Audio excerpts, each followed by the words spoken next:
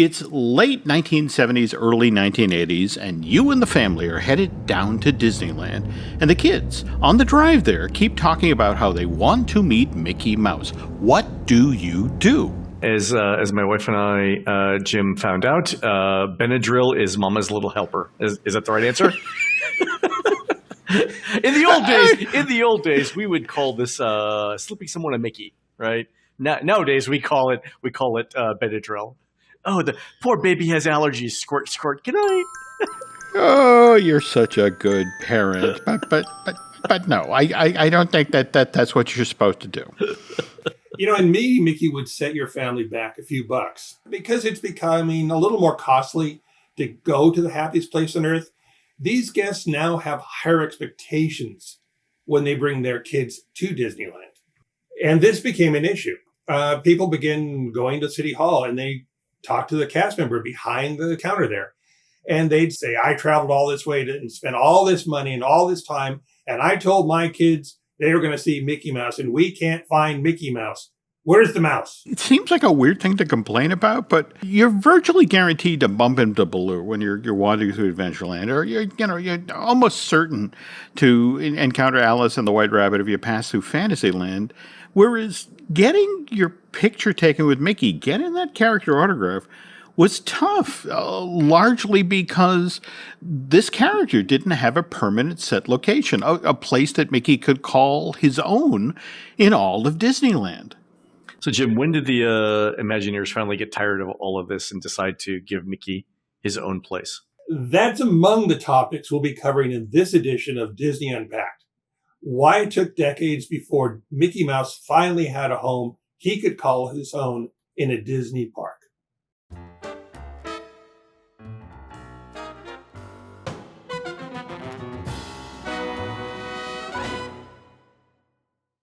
You know what surprises me here? Walt's been talking about doing Mickey Mouse theme park since the late 40s.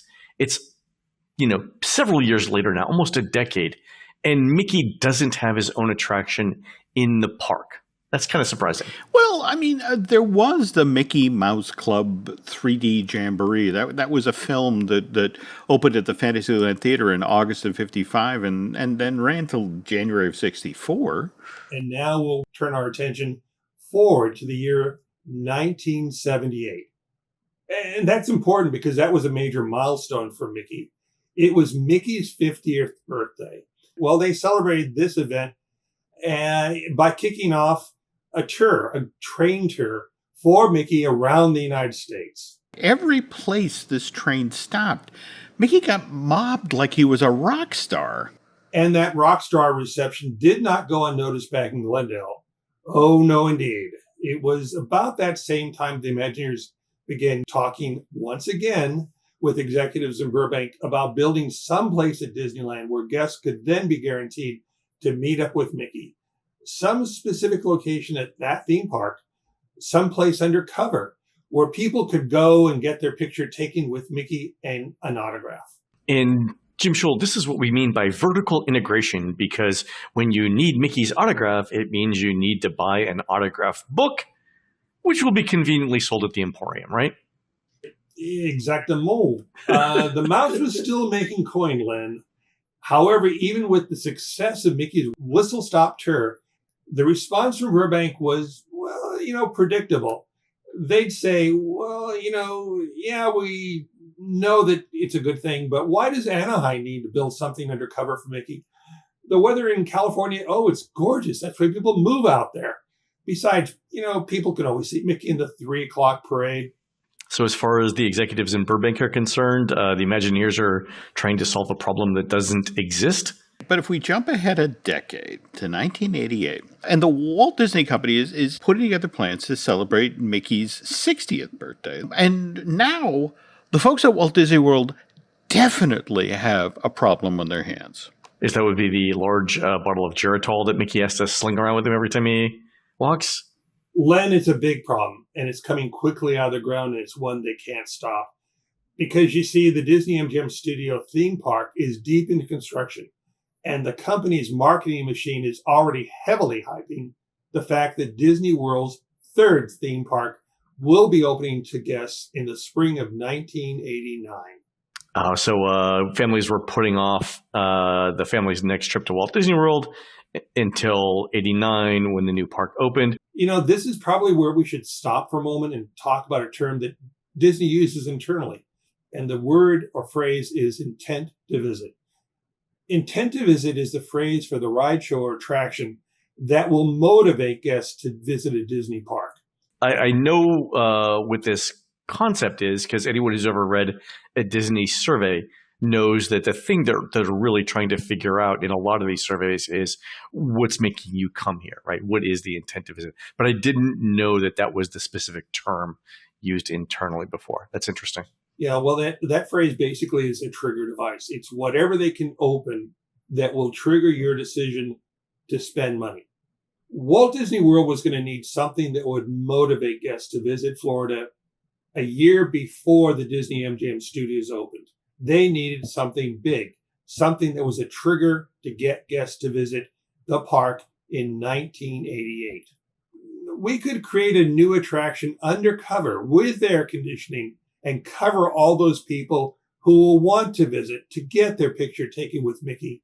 And finally, wow, guests can actually meet Mickey. What a concept.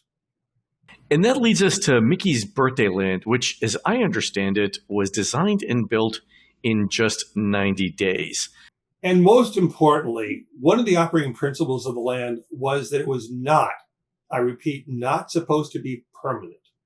I mean, the fact that it wasn't supposed to be permanent kind of explains the tense. And it was only supposed to exist for that short period of time during his birthday celebration. However, there's an exception to every rule.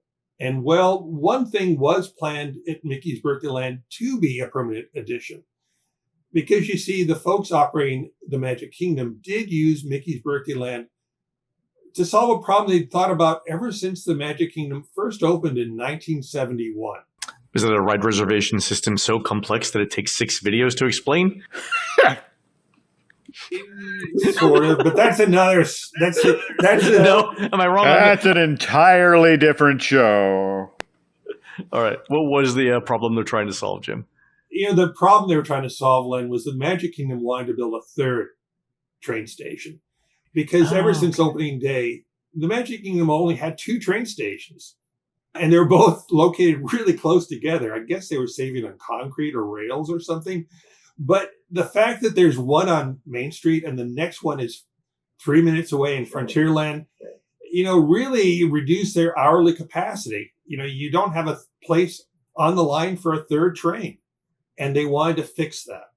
This new land at the Magic Kingdom was a hit, a big hit as soon as it opened. Finally, at last, the guests had something that they've been asking for decades. They had a place they could positively be guaranteed finally, absolutely, to meet Mickey Mouse.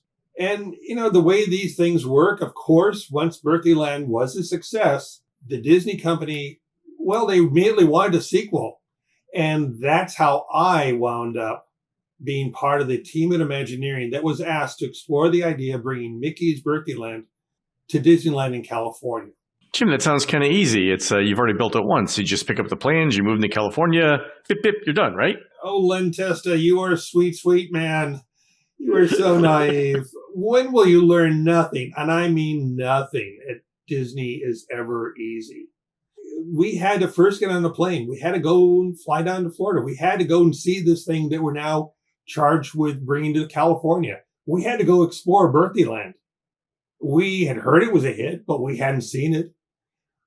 So in order to do that, we did research. We spent days in the sun. We watched the guests. We took photographs, measurements. We had our tape measures, and we experienced Mickey's Birthday Land in all of its glory. Our immediate reaction was, yeah, it was a success. It was great. And yeah, it was meant to be temporary. If by temporary, I mean, we have these pictures here of the kiddie play areas that look like Disney bought them at Home Depot. Yeah. Well, yeah, but who doesn't have a piece of rusting steel in our backyard once in their lifetime? Yeah, but you can forgive those. Come on. Recall, this was going to be temporary. It was going to, and built in a very short time period and a very tight budget. But, what you do, you have to look at the photographs. And this photograph in 1988, well, look at the kids who are actually playing on the play equipment. The target audience was having fun as was intended.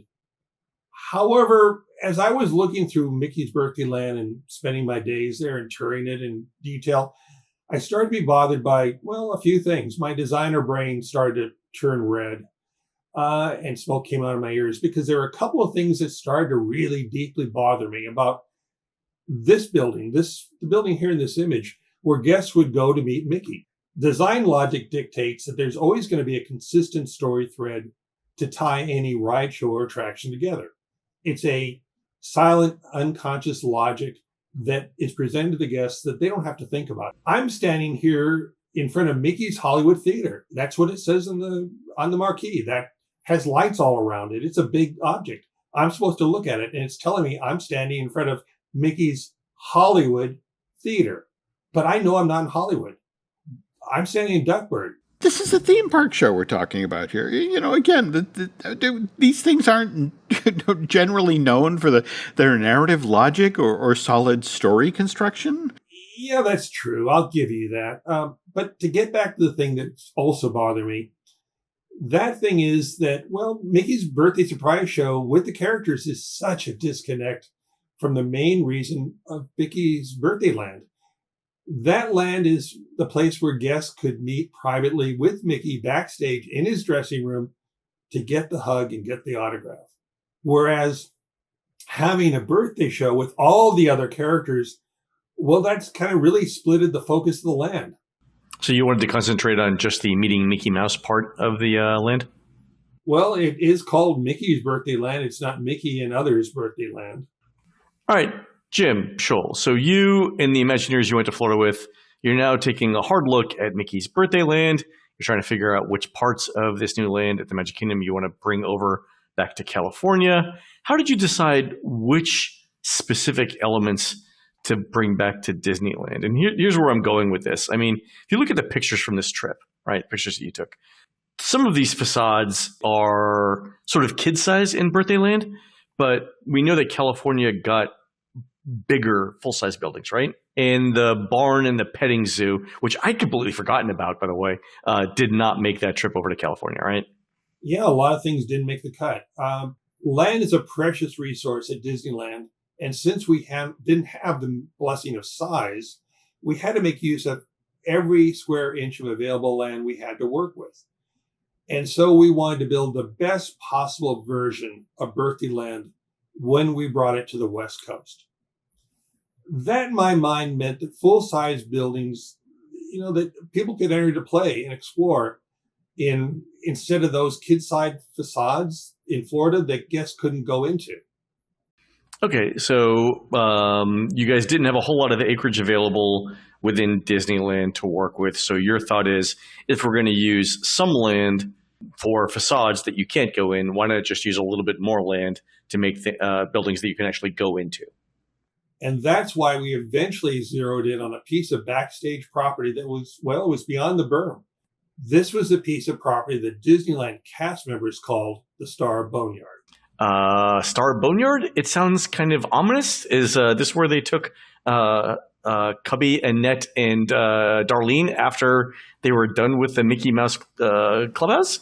Oh, wait a minute. I was told that all the former Musketeers were taken to a farm upstate where they could run and play. The truth, when it comes to Disneyland Star Boneyard, at least, isn't as grisly as you might think. Because this is where the 24-foot tall star, which used to be placed yearly on top of the Matterhorn at the beginning of every holiday season, that's where they would store it during the off-season. Thus, the name Star Boneyard. Oh, Jim Hill, you and I have talked about this, right? The Christmas star that goes on top of the Matterhorn over Christmas. How long did Disneyland do that? The first year they did this was 1961.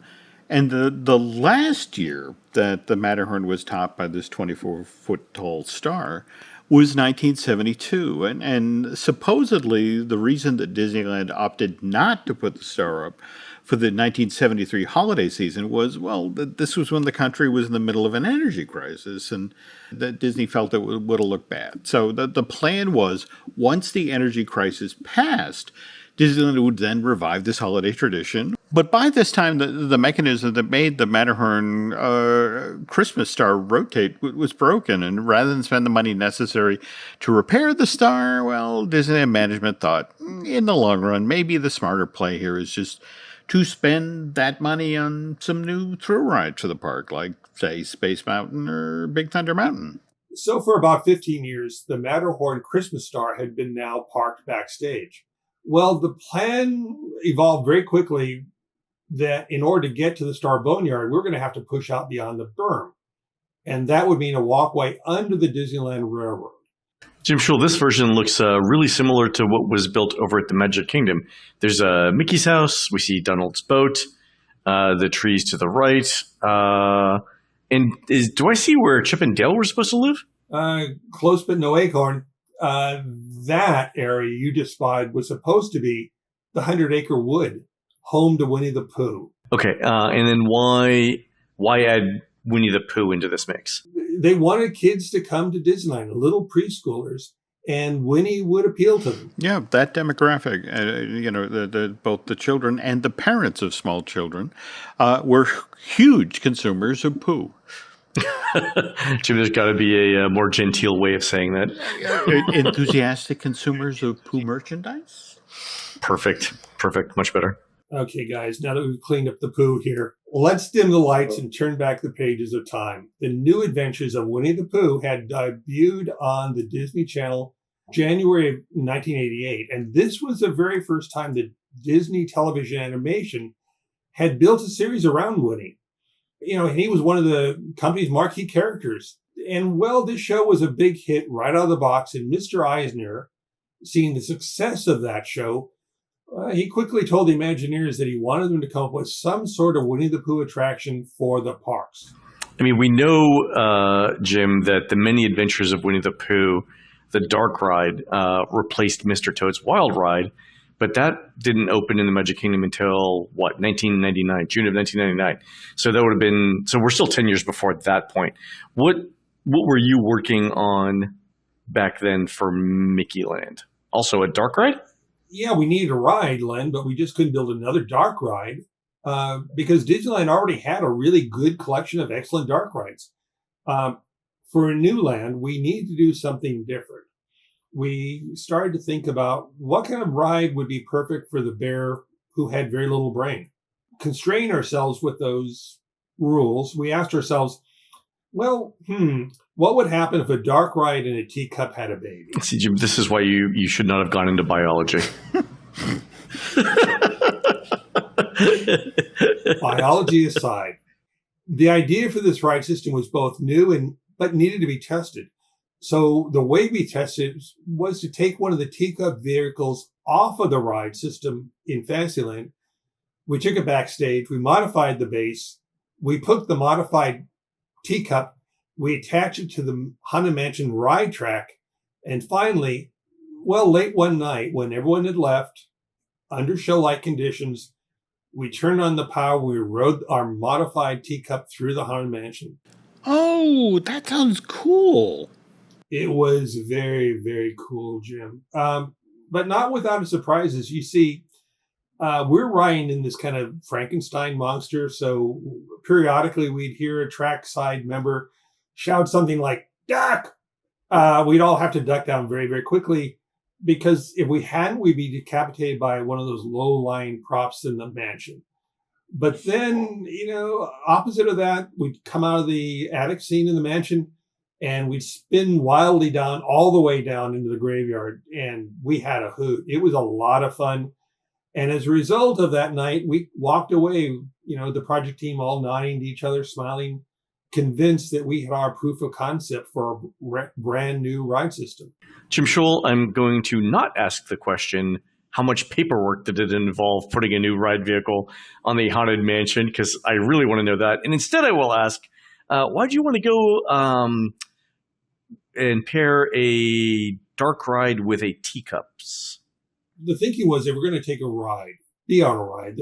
was going to travel through the 100-acre wood, the world of Winnie the Pooh, we'd have to have something that was suitable. And what better, more suitable thing to travel in other than a honeypot? But we wanted to plus things. And the way we wanted to plus it was to add the ability for a guest to actually spin the honeypot as they travel through the woods. Here's concept art that I did recently of the exterior of the attraction. Okay, so looking at this, as the Winnie the Pooh ride is ending, the guest honeypots would come out of the show building and then spin down the branch of the tree into the load-unload station? Well, yeah, you're right. And I have to admit that I borrowed that idea from Disneyland's Alice in Wonderland dark ride. They have that great moment where the caterpillar pops out and travels outside the building on a leaf. I thought that was too cool, so I wanted to do the same. I mean, by same, I wanted to bring kinetic energy and visual interest to Mickey Land. I mean, it does sound like a fun ride, but that's not the ride that we got in Disneyland, right, Jim? Because that version of the Many Adventures of Winnie the Pooh is in a completely different part of the park as well. In Critter Country, it got shoehorned into the old Country Bear Playhouse, and it didn't open till, April 2003? So that's more than 10 years after Mickey's Toontown, not Mickeyland, opened at Disneyland, which is in January of 1993. So how did we get what finally opened? It was November of 1991. And actually, the project had already kicked off. We had people down on the site in Anaheim, and they were digging into the asphalt. They were moving the props. They'd all been cleared out. There was a whole army of construction workers, and they were building Mickey Land. It was just before Thanksgiving, and Michael Eisner came to WDI for his final review of Mickey Land. And we showed him everything we'd worked on. He had been monitoring the project every step of the way, and this was his last review. Now, remember, we're already building Mickey Land in Anaheim at this point. And so this is more kind of a courtesy visit. We thought we were cool. We thought we were home run. We were done. And Michael was very polite. He looked at everything, but just before he left the meeting and he walked out the door, he put his hand on the doorknob, he turned the door, he turned toward us and said, all that Winnie the Pooh stuff, I need you to make it Roger Rabbit instead.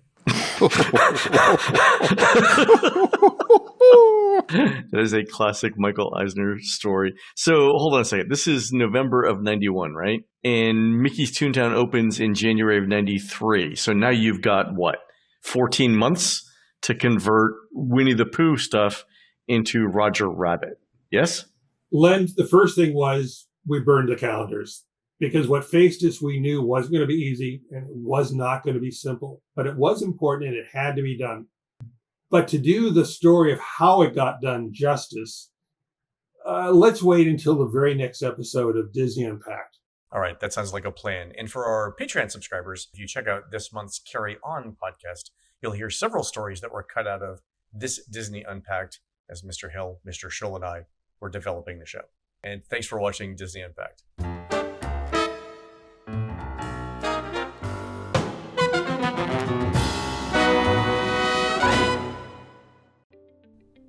Jim Hill here. If you've been enjoying Disney Unpacked on YouTube, be sure and head on over to Patreon and join our community. Not only will you receive the entire Jim Hill Media suite of podcasts ad-free, but you'll also get bonus episodes of the Disney Dish and, more importantly, the full episodes of Disney Unpacked with more stories from Jim Shull, Len Testa, and I. By joining our Patreon, you are helping us continue to evolve our entertainment offerings and are part of the team. We can't wait to show you some of the other ideas we've been working on. And if you haven't yet, be sure and subscribe to Disney Unpacked on YouTube.